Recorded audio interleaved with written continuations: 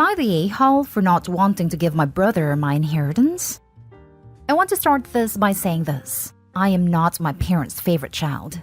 As much as this might sound absurd or even biased, which might be, there's no other way to describe my family. I'm the youngest sibling, third child, and I have a sister, oldest, and a brother. My sister and my brother are just a bit older than me, at 23 and 21, while I just turned 18 last August. Throughout my life, I've always known my parents didn't particularly like me. They would treat my siblings a lot better, give them better clothes and gifts, and even gave them allowances. I was never treated badly, but I was never given anything like that. To be honest, I don't even remember the last time my parents gave me a gift for my birthday, or even congratulated me for that matter. This was the reason I started working as a part-timer since I turned 13, washing cars, cutting grass, washing driveways, etc. That's how I managed to have some money should I need or buy things I wanted. For example, while my parents gave my siblings laptops once they got to high school, I needed to buy my own. Which is fine. They don't need to give me anything. I'm not entitled to it. But it made me very self-conscious about myself. Now to the main point. My grandfather was a very kind man, and when he passed away, he left in his will. I'm not really sure about how this works, as I know almost nothing about the law. Inheritances for his grandchildren, my siblings and myself, to finance our studies, college housing, etc.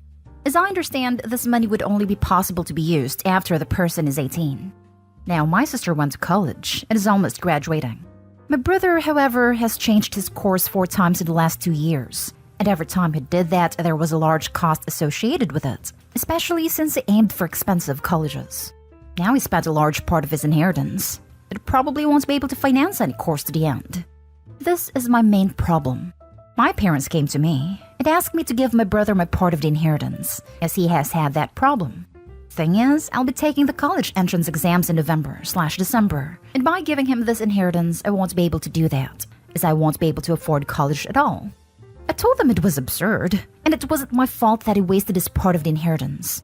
Their answer was, "He's your brother, and he needs help. He'll help you pay for your studies once he graduates." That means I would need to postpone college for at least 4 to 5 years.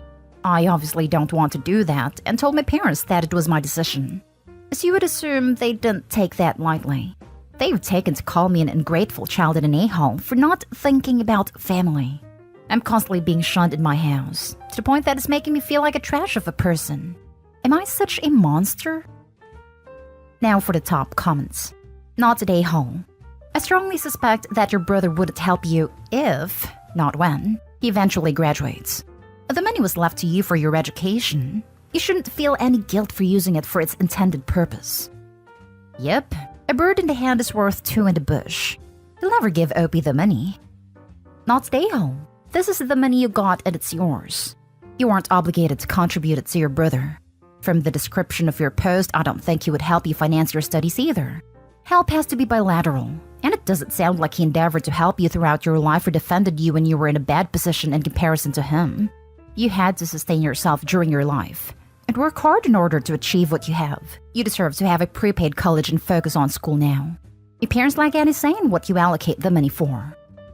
Not stay home. And tell your parents if they do touch your part of the inheritance that is meant for your schooling, you'll take legal action against both them and your brother. I know that sounds harsh, but if they're treating you like crap and now want to screw you out of your money, fight back. This is very important to inform them of this before they take/steal it. Send your parents an email referring to your proposition to give your inheritance to your brother as he's responsibly squandered his own. You are formally telling them you do not give permission and will take any and all legal action if you find at 18 the penny is missing. They may take it anyway and claim you were happy to gift it. Ensure you have proof now that is not the case and scare them off first. Not stay home. Honestly, Opie should go visit a lawyer. Next story. Am I the a-hole for refusing to help pay for my half-brother's LVAD? Others won't help unless I do. I, male 34, come from a highly dysfunctional family. I didn't realize that when I was younger. I had 3 other siblings, biological and half. My dad, rest in peace, was not a good man. He got married right after my mom died and had my 2 half-brothers. My stepmother and I don't have the best relationship. Heck, I haven't seen her since I graduated high school. I only saw her at my father's funeral 7 years ago. My dad was mad at me for leaving home and not acting like a family member, when all he did was ignore me and my brother and spoil his younger boys. I was about to leave town, but my stepmother then called to invite me along with my older bio brother to attend my father's will hearing. We attended and the whole family was there, including my younger half-brothers who didn't even say condolences. My stepmom decided to do the will reading, and a lawyer was present. To my stepmom, the house had all of my father's personal possession. To my older half-brother Eric, my father's summer home and my father's classic car. To my youngest half-brother Morgan, $250,000 at a mechanic shop. Then to my biological older brother James and I, Dad's golf clubs, his old camera, cookbooks, and few shelves to keep them. James and I were stunned. James went hysteric yelling, saying someone had tampered with a will. But I replied that no, it's just Dad being a narcissistic a-hole punishing us for not playing family. James and I struggled a lot with finances for years, while our two half-siblings got luxury and sources of income. I stayed low contact for years after. I have decent aunts/uncles, but kept hearing about Eric's disease. I heard he lost his summer home and was struggling with money for medical bills. Then my uncle called recently saying Eric is very sick, and I needed to attend a family meeting to put money together for his LVAD. I said, why not his brother pay? And uncle said he refused to pay till all brothers contribute equally, which is fair. I asked, fair how?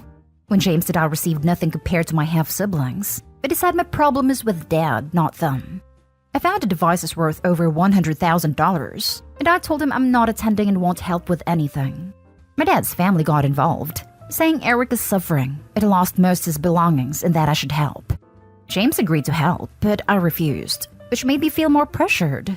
They told me Morgan won't pay till all brothers contribute equally, and that by saying no, I was ruining it. Not today, home. Tell Morgan he'll contribute to your entire inheritance, and to be fair, he can do the same. And in the effort of fairness, I'm sure Morgan gave OP $125,000. It'd have the value of the mechanics shop right after the will reading, right? Not today, home. Sounds like Morgan is trying to guilt and shame everyone to pay for his brother's treatment. Why would you bear any responsibility to pay for their medical treatment? Are they paying your bills? Have they ever? Where were they when you needed help? Sure, it would be kind and selfless to do so, but they are not asking for kindness, but expecting your payment and applying under pressure to get it. Not cool. Also, you are not a saint, but a human trying to support yourself in a tough world. Why should anyone but your immediate family expect you to support them financially? Also, I hate the response, your issues with Dad. Well, when Dad's will was unfair, did they ever think to maybe try to make it right by sharing anything from their inheritance with you? Or let me guess, they took the goods and ran. Next story. Am I the a-hole for refusing to co-sign for my brother's mortgage? My brother has never been great with money, and neither was his wife. They recently had their third child, and in a 2-bedroom apartment. It's been crazy, so they decided to purchase a home. They have a large dog, and renting is very difficult, almost impossible with 3 children and a dog, so they've been stuck in that 2-bedroom for 4 years. My brother actually makes a pretty good amount of money, over $100,000, but is terrible at self-control, and they usually live paycheck to paycheck. So they saved 20% for a home and got an accepted offer for a duplex, but the bank won't lend to them because of his credit card debt. I don't know exactly how much, she said it was around $40,000, and his bad credit history. My parents aren't able to borrow more money from the bank as they have their own mortgage, and they are now all looking to me to sign for my brother's mortgage. I have an apartment but it's mostly paid off, so I could help them and maybe the banks would okay them then. But I'm scared my brother will stop paying or be late on his payments, but my credit will suffer. I work in an industry that does credit checks for employment, so a bad credit could affect my future job prospects. And I'm getting a mortgage myself as I don't plan on being in my apartment forever. He has begged me and asked our parents to beg me, but I don't trust his self-control when it comes to his money. My mother yelled at me that her grandchildren are all crammed together in a tiny apartment, when I could just lend my credit to them and I wouldn't even have to pay anything. But I feel like I'll end up responsible for the debt if it doesn't get paid. Am I the a-hole? Not the a-hole. Do not do this. Do not do this. No, no, no. Do not do this. You will end up owing money. Your brother won't pay. You won't be able to or won't be notified. The bank will repossess the house. It will be sold for less than the outstanding balance, and you will be on the hook for the remaining amount. If the house is destroyed or sells for far less than he owes, you can end up nearly paying for the entire amount of the house with nothing to show for it. This is just a bad idea all around. Not today, home. Anyone that gives you crap can co-sign for him instead. 100%. But mom saying Opie should just share their good credit is a huge a-hole. This can damage someone's entire future, and brother is clearly a bad risk. A bad risk. Next story is titled, Am I the a-hole for threatening a lawsuit against my daughter-in-law? Hi, I am a grandma and I own a pretty good business in accounting. I'm not filthy rich, but I surely have a good amount of money and I've set aside a lot of money for my grandson for college, or for a house if he decides not to go to college. Every year for his birthday for the past 8 years, I've given him around $800 a year for Christmas and his birthday so he can enjoy himself. It's quite a hefty sum of money, but he's a great child, and I believe he deserves the money. He is 15 at the moment. Well, recently came forward and told me that for 5 years my daughter-in-law has stolen a lot of money from him, and some from my son as well. It turned out that she was spending a lot of money to herself. I decided to pretend that my grandson's money would be going towards college funds. It was usually through gift cards, so how would it even go towards a college in the first place? Not only this, but apparently he was barely even fed and didn't get basic necessities a lot of the time. 6 years ago, she broke up with my son and dated a man whose salary was well enough to make sure my grandson was getting what he needs. They weren't in poverty. I was furious. Not only was the money I gave my grandson to have fun being used by someone who I didn't even like in the first place, but my grandson was being neglected when they could have given him the basic necessities. I recently emailed my daughter-in-law, telling her how much she owes me and if she doesn't pay it back by the end of the year, I'm getting my lawyers involved. Well, she was furious and started using the fact that her boyfriend is a military sniper as a way to threaten me into dropping the charges. I told her I refused to do so and ignored her after that, knowing if she continued to threaten me, all she's doing is incriminating herself. My other son, who is also an employee of mine, said I was being too harsh on her and should have just let it go, and that I already have enough money as is to pay him back. Am I the a-hole? Edited to add, before I get asked about this, yes, CPS was involved. There's already a case against her, but this is out of CPS realm entirely. Grandson lives with my son already, but official custody arrangements haven't been given out yet, and they aren't divorced.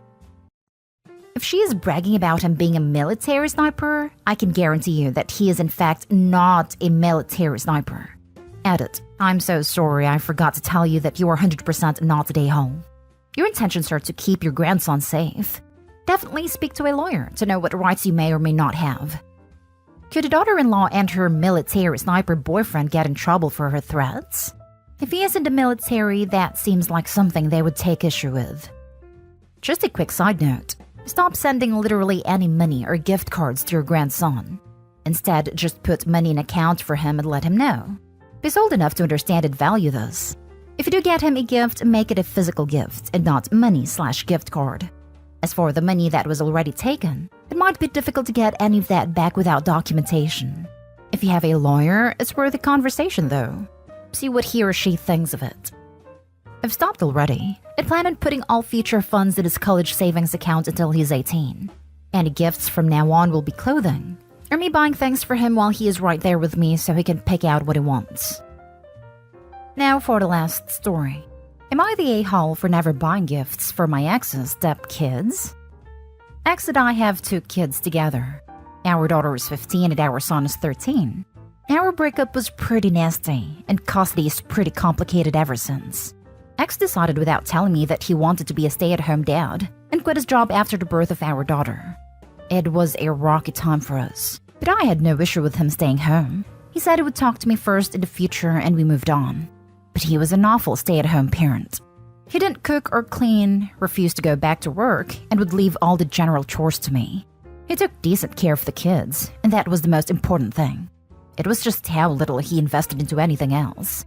Then I found out he was only married to me because of my success and paycheck, so I divorced him.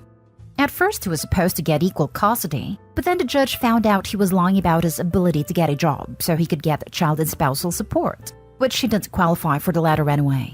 but the former would be based on his income. And he did have a good job after I kicked him out, so it wasn't possible. Anyway, I ended up with primary and he ended up with every other weekend, which increased after he realized I wasn't going to support him. He got married 5 years ago. His wife has 5 of her own kids, but my kids get along okay-ish with them. They feel like they don't really have much in common with them, and they complain about the cramped space in their dads, but no huge problem with anyone. I never bought for step-kids. I always felt it was X's responsibility to do it with our kids. He always complained and I ignored it. But in the last year and a half, it's been more and more complaints.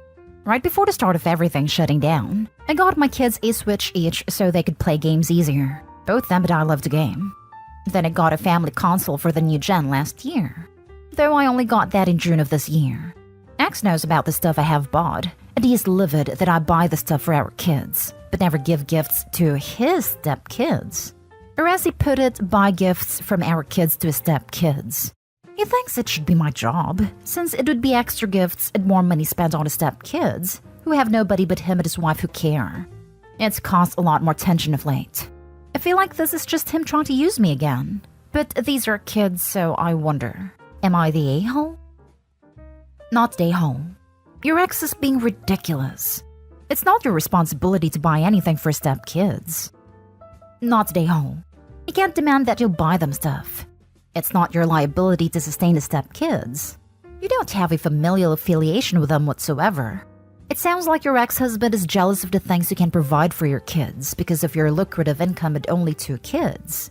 Maybe it feels like there is an expectation of him to buy those things too.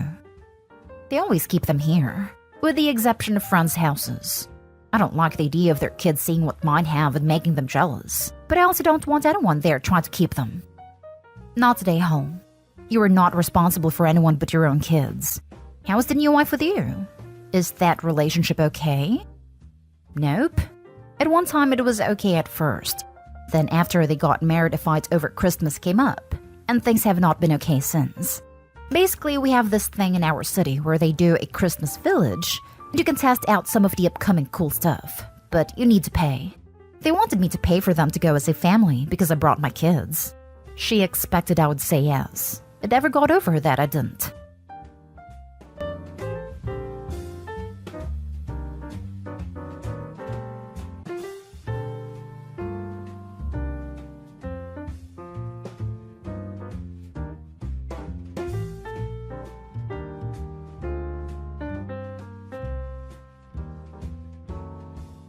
My family is telling me to not leave my cheating wife after she tried to end herself. Original post. My apologies if this isn't very coherent. I'm still very much in shock. Throw away as my friends know my Reddit account. I, 27 male, found out 3 days ago that my wife of 3 years, 26 female, has been cheating on me for over 6 months with a coworker, 46 male. I don't know what to do anymore. The life I have started to build with her has come crumbling down, and I am not doing okay. I told my parents yesterday, and they told me I should stay with her and work on getting through this. I'm shocked. I'm still shocked. I hung up on them instantly and haven't talked to them since. I told my wife to leave the house and go to her mother's. Her dad texted me in full support of me and told me he didn't raise his daughter this way. I'm very thankful he is supportive because I have gotten texts from family on both sides telling me to take her back. I got a call today from her father telling me that she tried to take her own life.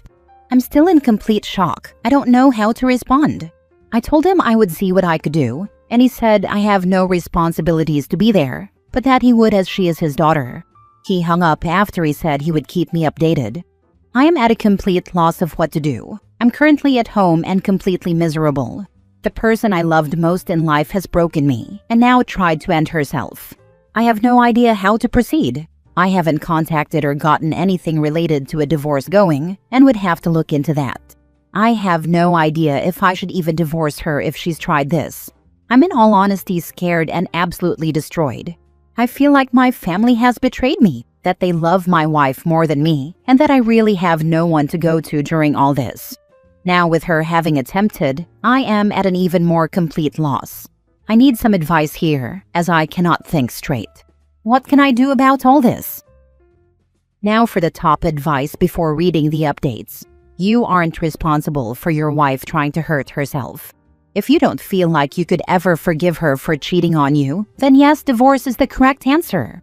Her screwing up her life and hurting herself over it isn't something that changes if you can forgive her or not. OP, as someone who was blackmailed by self-harm to stay in the relationship, I can tell you, run as fast as you can. Right now, she has enough people taking care of her.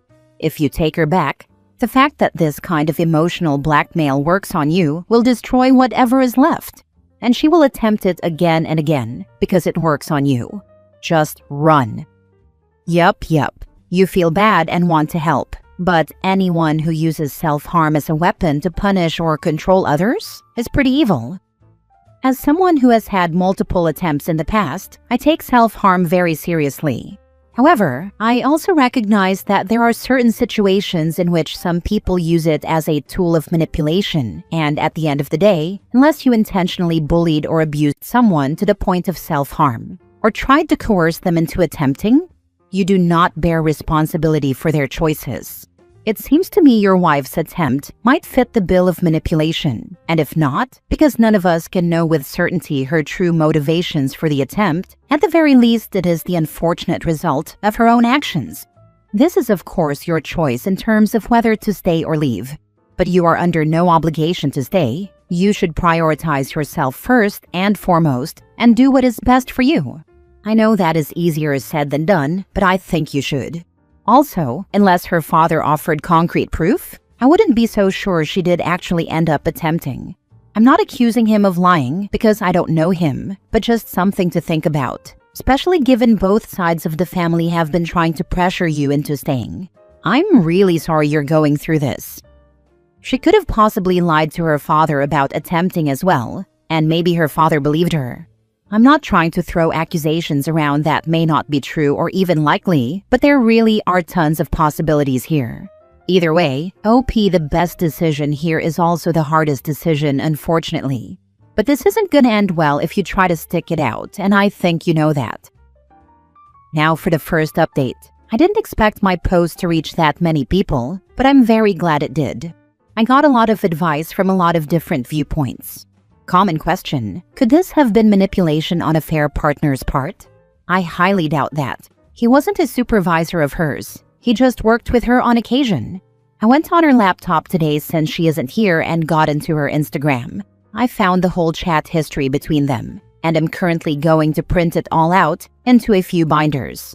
I am going to find the affair partner's wife and send one to her. I am also going to send one to my parents and keep one for the lawyer I get. I do live in an at-fault state, so hopefully it goes well for me. I own the house as I do very well financially, and I hope I will get to keep it. Wife has texted me threatening to unalive me. I don't know who I loved before, but this is not her. I don't know this woman. She's gone totally insane. I'll update if anything happens. Thank you all so much. Second update. I didn't expect my post to reach that many people, but I'm very glad it did. I got a lot of advice from a lot of different people. I went on her laptop a while ago and found all the chat logs on her Instagram with her affair partner and have printed them all out, pages upon pages, and have made binders to be sent to certain people. I have also kept one for my lawyer. My wife has texted me threatening to end me. I don't know who I loved before, but this is not her. I don't know this woman. She's gone totally insane. She has shown up at my door at random times during the day, banging and banging for minutes on end. I was scared at first, but I had the locks changed. I also own a few firearms, though I don't plan on using any. I got a video today from her of her cutting what I think was my name into herself. It was extremely hard for me to watch, so I just forwarded it to her father. He lost his mind, calling me and asking what I had done. When I explained, he calmed down and just told me to block her, which I have done. Yesterday, I was able to find the address of her affair partner, and I went in the middle of the day when he would be at work. His wife answered, and I handed her a binder of all the printouts. I couldn't hold back my tears and told her what was going on. She started crying as she saw the pages. I told her I was so sorry she had to go through this, and that I hoped she leaves this horrible man. Well, he came banging on my door today, screaming bloody murder. I answered wearing a holster with my CCW in it, and that seemed to make him take a step back.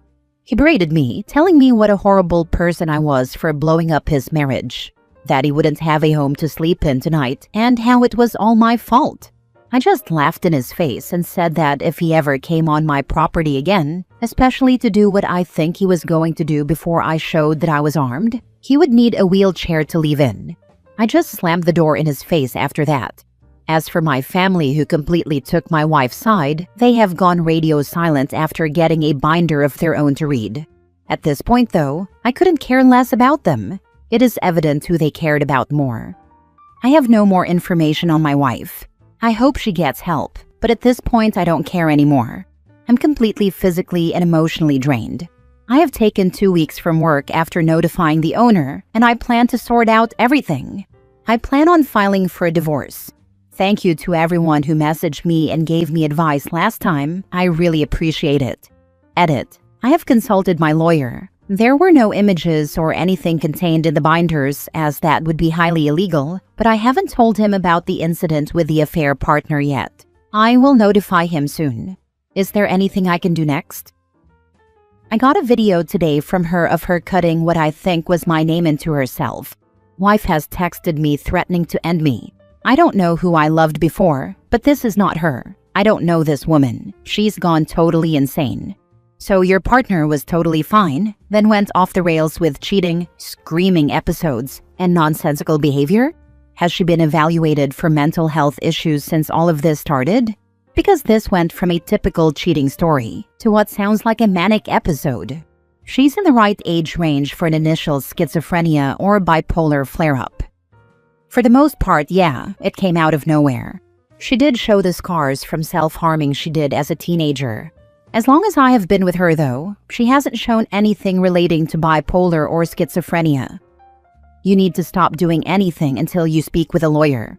Yeah, OP, stop threatening people verbally or intimidating them with a gun. I understand that you have the right to bear arms, but you'd be surprised how quickly that goes out the window when the cops show up or when you're sitting before a judge.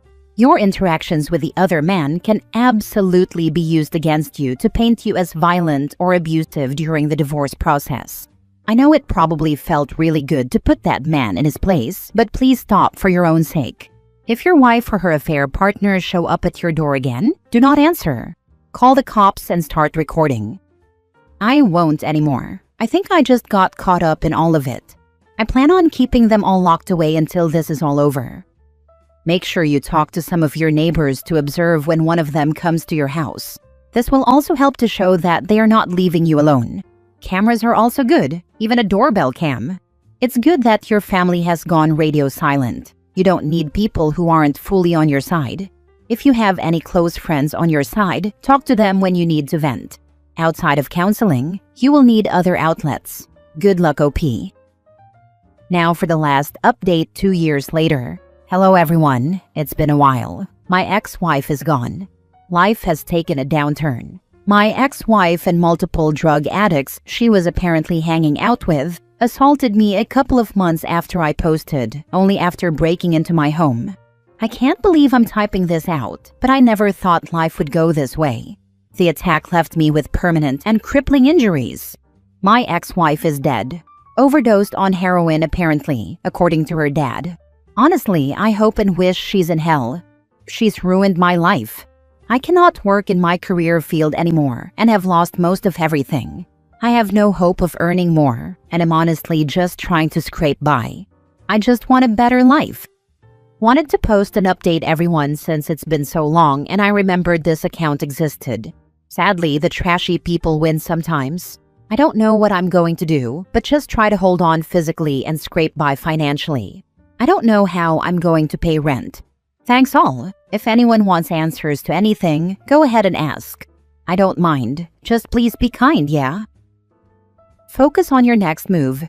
Time will help you heal. Keeping busy will help you grow and move on. You need things to occupy your mind. Without knowing your career, is there a chance to pivot into a teaching position? Are there programs for people who want to get back to work after significant illness or disability? Any family or friends who might be able to help let you live with them as you get physical rehab or go back to school? You are 29. You have a whole life ahead of you. In my opinion, this reads as a little insensitive considering it's been almost 2 years since the attack. It sounds like his field may be physical activity-based, and if it's anything like construction or plumbing, it's nigh impossible to pivot to a teaching position. I get that you're trying to say that he should keep his head up, but his original post was about how deeply unsupported he was by his parents, so finding a friend or family to live with might prove difficult too. Oh my goodness. Here are a few things you can do. Contact your state's disability office to find out if you are eligible for anything such as financial help.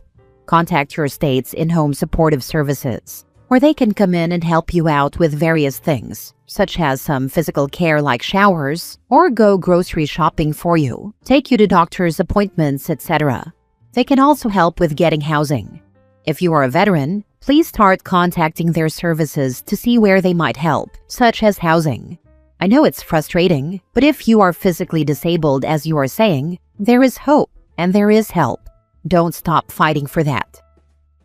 Last story. Is it bad that I don't want to name my daughter after my fiancé's dead girlfriend? Hey Reddit, this is a throwaway account because my fiancé and I use the same Reddit account. I, 23 female, met my fiancé 27 male when I was 19 in college 4 years ago, and I'm currently 7 months pregnant. We are having a planned pregnancy, and our daughter is due in October. My fiancé had a high school sweetheart who we dated from freshman year until his sophomore year in college. She died due to breast cancer. I never knew her, but in the beginning of our relationship, he never failed to mention how she was a beautiful person. He admitted to me that he always wanted to marry her and imagined them having kids. He loves me very much and has always been a great partner. Recently, we were on the topic of baby names. I am mixed, Ivorian and Brazilian, and my fiancé is from Costa Rica. I was thinking of the name Antonia, but I was definitely open to other options. He suggested we name our daughter after her. Not as a middle name, not as a Gracie Ann kind of thing where you have 2 names, but her first name. His ex's name is very unique and not something common where it could be nicknamed differently or not be directly a tribute to her. I believe her name is also a cultural name, and neither of us are from that culture. I told him I'd be fine with it being her middle name or a nickname, but he told me he really wanted to make her name his ex's. I want to make it clear I have nothing against the idea of naming kids after lost loved ones, but just not my first baby. I have a strong feeling that our daughter is going to look just like me, which will make it more awkward. He just came home from work and is in a really good mood, but I feel tense writing this next to him. Yeah, I wouldn't want my partner doing that, to be honest. Nothing personal, just like you said. Not the first baby and definitely not the first name, especially if it isn't common or doesn't fit your cultural background. I thought the same thing. His ex was Middle Eastern, and I'm half Latina, and he is Latino. The questions regarding her name would be endless. It's sad to lose someone you love, but imagine her having to explain where the name came from for her whole life. Even as a middle name, that's saddling her with someone else's story. Even if the name had been more typical, it would be rough to explain to future friends and partners. Surely your husband isn't planning on making her story part of your daughter's life? Like a bedtime story fathers would tell their children about their departed mother? If he wants to bring up his departed loved one forever, he certainly can. But his late girlfriend has no connection with your daughter. Absolutely not. Not even a middle name. How the heck is your daughter going to feel when she finds out she was named after her father's dead girlfriend? She will rightfully assume her father wishes he ended up with this other woman, which would mean your daughter wouldn't even exist. Do not make your daughter publicly carry her father's grief for the rest of her life. I would be rethinking the relationship if my partner was obtuse enough to even suggest it. My middle name, Lee, is after my dad's high school girlfriend who was killed in a car accident. It's never affected me, but obviously my mother didn't mind it, so perhaps that's the difference? OP, you shouldn't name your child any name you don't love or feel comfortable with. Perhaps a compromise could be finding out what his ex's name meant, and then finding a name that means the same thing. It's the thought behind the gesture that should matter to him, not his daughter having her literal name.